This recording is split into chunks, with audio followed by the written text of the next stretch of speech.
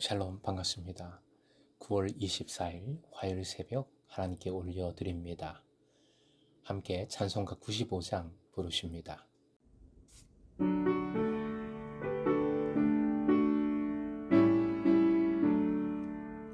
나의 기쁨 나의 소망 되시며 나의 생명이 되신 주 밤낮 불러서 찬송을 드려도 늘 하신 마음 뿐일세. 나의 진정 사모하는 예수님 음성조차도 반갑고 나의 생명과 나의 참 소망은 오직 주 예수 뿐일세. 아멘.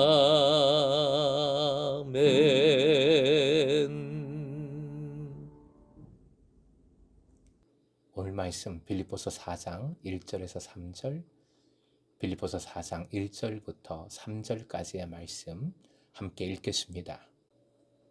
그러므로 나의 사랑하고 사모하는 형제들, 나의 기쁨이요 면류관인 사랑하는 자들아, 이와 같이 주 안에 서라. 내가 유오디아를 권하고 순두개를 권하노니 주 안에서 같은 마음을 품으라.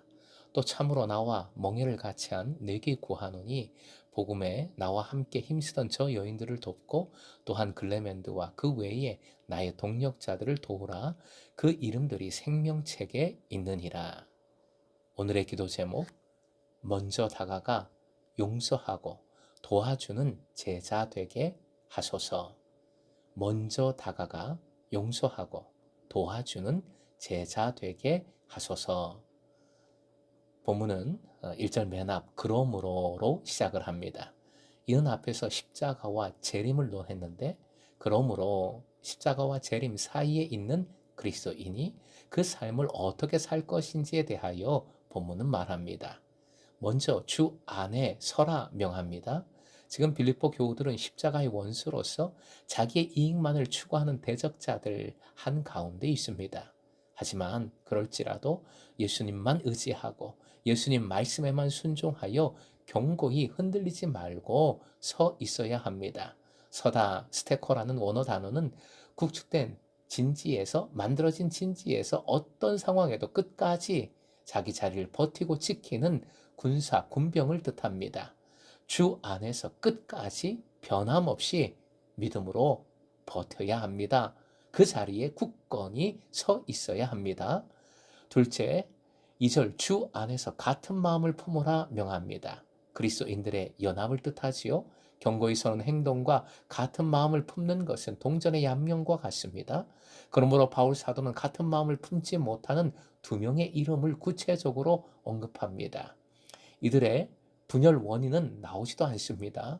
원인은, 즉 옳고 그름을 따지는 것은 중요하지 않다는 것입니다. 분열된 상태, 그 모습이 중요합니다.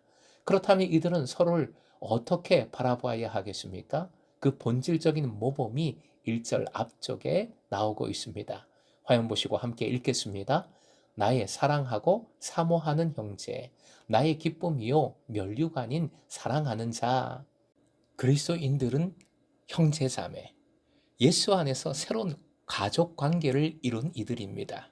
오직 예수의 피로 새로운 혈연 관계를 맺은 것이지요. 복음 안에서 한 가족입니다. 하나님께서는 바로 이런 믿는 이들을 언제나 기뻐하시며 어여삐 보아주시며 누구나 예외 없이 가장 소중한 보물로 영광되이 여겨주십니다. 바로 면류관의 의미이지요. 동시에 면류관은 종말론적인 표현입니다. 나의 기쁨이요 면류관인 사랑하는 자들아 라는 것은 믿음으로 계속 성장하고 성숙하여지고 주 안에 계속 서감으로 결국 주님 재림 시에 상을 받고 영광을 누릴 교우들의 모습을 바울 사도는 바라보고 있는 것입니다. 소망하고 있는 것입니다. 바로 이것이 목양자의 마음, 리더의 마음, 무엇보다 예수님의 마음이지요. 그러기에 지체를 기뻐하고 영광스럽게 여기는 일은 십자가의 은혜를 제대로 맛본 사람만이 가능합니다. 그러기 이렇게 표현할 수 있겠죠. 분열은 십자가를 저버리고 복음을 등지는 일이 되는 것이지요. 본인 자신뿐만 아니라 무엇보다 세상을 향하여, 세상 사람들을 향하여 복음으로부터 등지게 만드는 첩경 무엇이겠습니까? 바로 그리스도인들이 분열하는 일이지요. 공동체가 싸우는 모습입니다. 유오디아와 순두계는 왜 분열했을까요? 분열된 관계의 모습을 세 가지 경우로 생각해 볼 수 있습니다. 첫째, 누가 무엇을 잘못했는지 아는 경우이지요. 알면서도 기싸움을 하는 경우라 할 수 있겠습니다. 둘째, 뭘 잘못했는지 모르거나 부인하는 경우입니다. 억울함이 커서 분열을 극복하기가 첫 번째 경우보다 더 어렵지요. 셋째, 가장 최악의 경우인데 서로 신뢰 관계가 깨진 경우, 즉 상대방의 비밀을 함부로 발설했거나 그 사람에 대해서 없는 말을 지어내어 말을 퍼뜨리는 경우입니다. 이는 그 잘못에 대해서 정죄하거나 큰 분노를 갖기에 분열의 골이 클 수밖에 없습니다. 그런데 오늘 본문을 보십시오. 바울 사도는 유오디아와 순두계의 잘못을, 그 잘못된 경우에 대한 설명을 일체 언급하지 않습니다. 당연히 두 여인은 내가 옳아요, 상대방이 틀렸어요, 서로 원망했을 것입니다.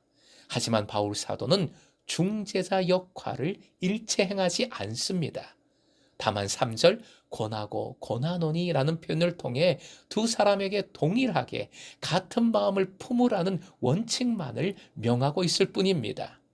그런데 이 명령은 매우 원칙적이면서도 매우 적극적인 행동을 요구하는 명령입니다. 즉 같은 마음을 품으라는 것은 상대방이 어떠하든지, 상황이 어떠하든지 먼저 조치를 취하라는 명령입니다. 먼저 조치를 취하라. 구체적으로 어떤 것일까요? 먼저 다가가 사과하라는 행동의 요구입니다. 먼저 도우라의 원리처럼 먼저 사과하라, 먼저 품으라의 원리인 것입니다. 그러기에 그리스도인들은 낮아지고 낮아지신 예수님의 마음을 온전히 품어야 하는 것이지요. 구원을 계속해서 이루어 가야 하는 것입니다.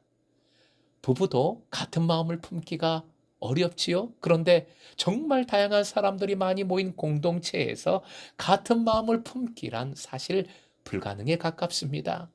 그런데 분열한 두 사람에게 같은 마음을 품으라 명하고 있습니다.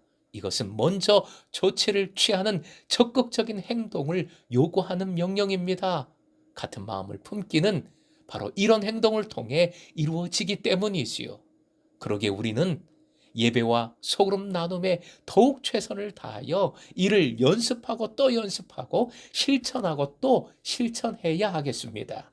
무엇보다 예수 그리스도의 마음으로, 그리고 주님 앞에 서는 그날을 준비하는 깨어 있음으로 서로 형제자매됨을 기뻐하고 인정하고 포용하고 정직이 된 그 정체성을 붙들고 온전히 섬기고 사랑해야 하겠습니다. 사랑하는 예배자 여러분, 이제 과거는 내려놓으십시오.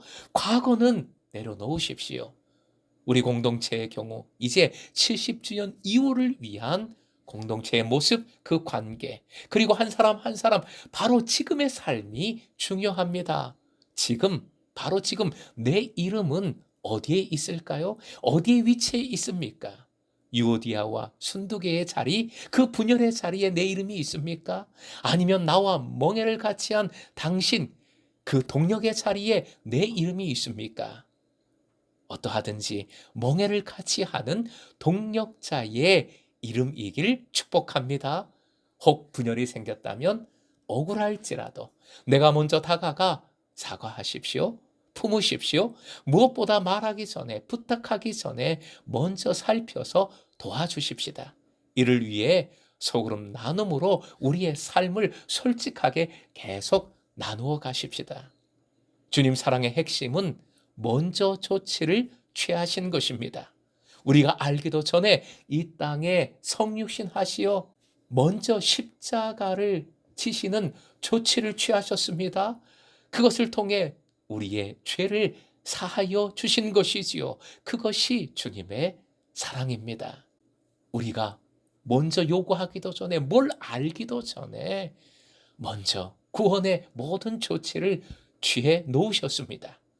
오늘도 바로 이 사랑, 주님 안에서 분열이 아니라 하나됨에 집중하여 사랑하고 사랑받는, 먼저 다가가 용서를 구하며 또 먼저 도와주는 아름다운 동력을 이루어가는 금성의 제자 되시길, 그래서 하나님 나라를 함께 맛보고 이루어갈 수 있기를 주님의 이름으로 축원드립니다.